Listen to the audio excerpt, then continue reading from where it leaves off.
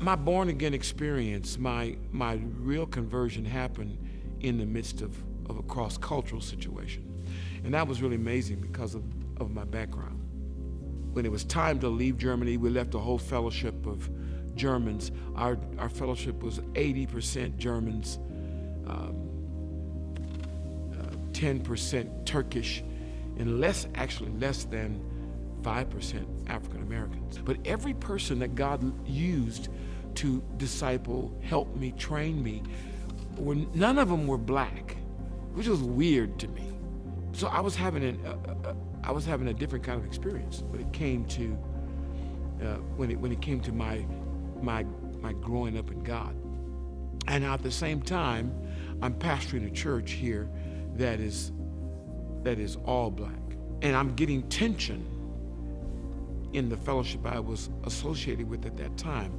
And the tension was between African Americans who had churches and Anglos who had churches, and the tension was racial, and the tension also was theological, because I wanted a ministry that would reach out. It wasn't religious.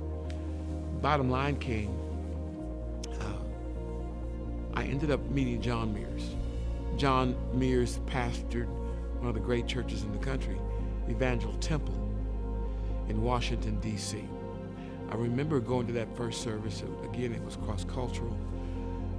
I ended up meeting John, and John immediately received me, and it ends up that he comes here to Atlanta. I didn't know that God was going to use him to spearhead racial reconciliation.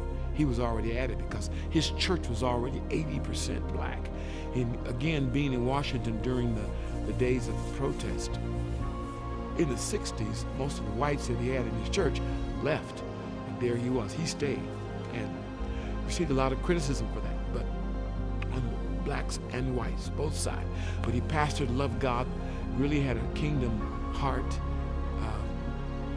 It was an amazing man of God. I find myself in the midst of meetings all over the country, meeting in the back rooms of pastors, in conferences, talking through this whole relationship in the body of Christ between African Americans and Anglos.